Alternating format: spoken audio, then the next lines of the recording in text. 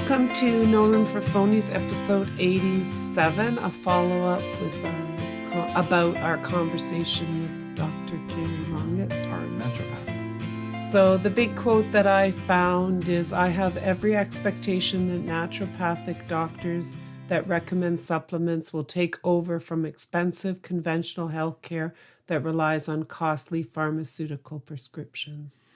So I don't know who that Stephen McGee is, but I hope he's predicting the truth. And then again, the same guy, naturopathic medicine is the biggest threat to modern corporate healthcare. Interesting. So if you could get, but I mean, I think if we got a whole bunch of people like involved with naturopathic medicine. Well, and if the research would be in favor of the prevention, right? Yeah. But anyway, the research is paid for by the pharmaceutical companies in many cases. It's really important, if you have time, that you listen to the podcast with Carrie. But I thought if we could pull out 10 reasons why everyone should have a naturopath, that might inspire you to actually listen to the whole thing. Absolutely, right? Yeah. So the first reason for me was that the naturopathic medicine journey is personal. So it's... You mean like it's customized? Yes. Yeah. So the doctor cares about you and has time to guide you on your own journey to ownership of your own great health. So it's not just about, like, when you go for a physical, there's like 5 things that happen and that's what it is with your doctor. Yeah. This is a conversation about, why are you here? What are your goals for yourself? Mm-hmm. Like it's a totally different holistic experience.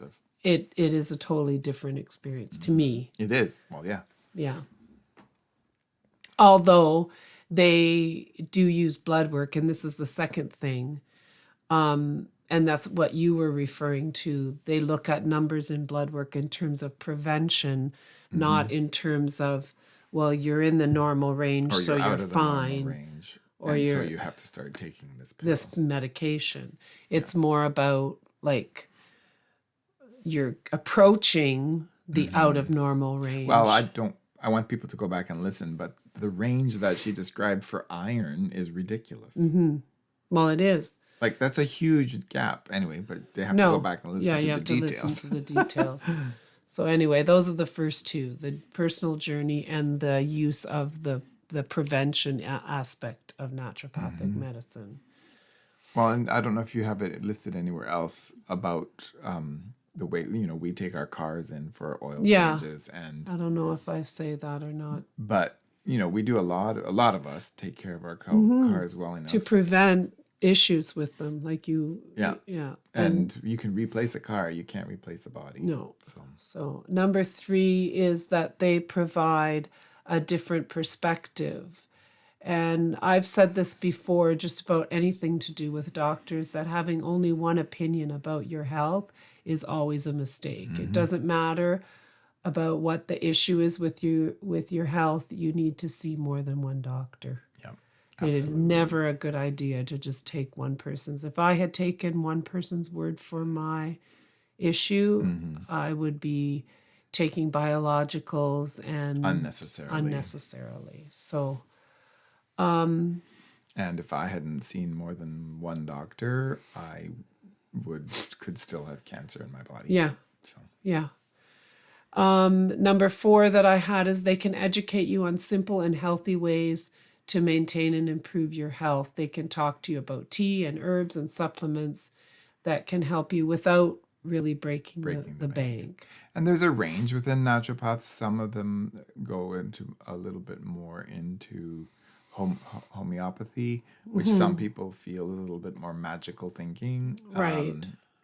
And then some are a bit more grounded in herbs and minerals and vitamins and fitness and dietary changes. Yes. Yeah. Yeah. So the naturopath also, number 5, takes a picture of your whole life, not just your physical body. It's more about setting goals and finding balance, between your work and life outside, and dealing with change and transition, and finding hobbies and a lifestyle that fits sort of the big picture of who you want to be, rather than just, you've got an ache here, a pain here, here's a pill, here's this. Right. Like, that was the most frustrating part of mine, because mine was it was Crohn's that they were trying to diagnose me with.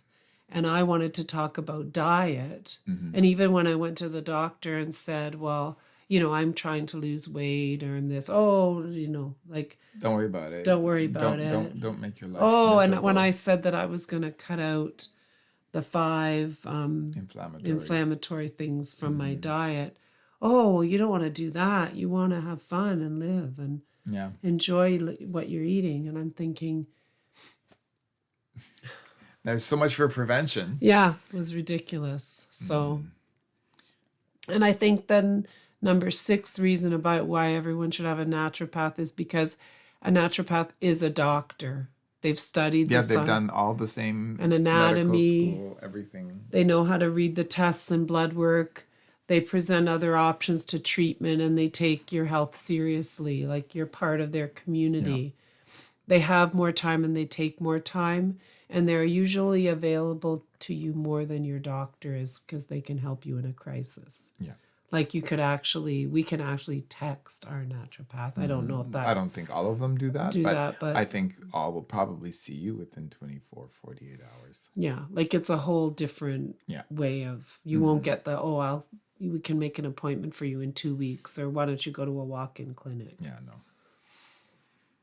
no. You'll find from the podcast when you listen to it that nutrition and digestion are a top priority, and that that is huge. And it's interesting because now, quote unquote, scientific Western medicine has gone into gut health, and they're finding all the things that naturopathic and holistic doctors have been talking about for decades. Now they're saying that there's science behind it. Yeah, well, there always was science behind gut it, biomes gut and all biome that and sort of stuff. Yeah. Yeah.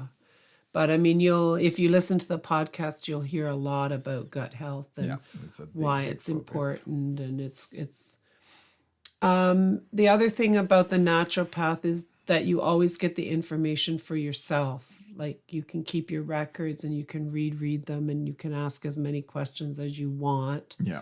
And I mean, in Canada, the doctors have to provide you with your records, but sometimes it's like pulling teeth. And it's not the detail that we get from the naturopath. You get a kind of a summary. Like when I get the report back from Carrie, it's like everything we talked about. Right. Yes. Not just, it's like, I saw this patient and I prescribed this. No. Yeah, you're right. It's the conversation is transcribed. Yes. Yes. Mm-hmm. Like even when I went to the guy in Hamilton, and he was talking about the latent TB that I had. Like he never really, he said a lot of things at that appointment, but they never appeared it never appeared in any report. In a transcript or report or anything. Whereas when you have a naturopath, if you have a good one, that's what you're getting. Yeah, and it's important to shop around, I would say. Yeah. Right?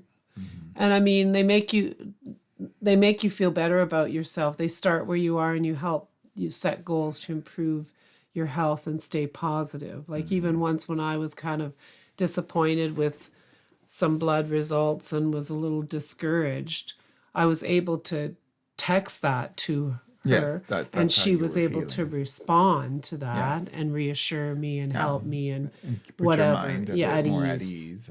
Which a doctor, they don't. She addressed your emotional well-being as well. Yeah, and doctors just don't.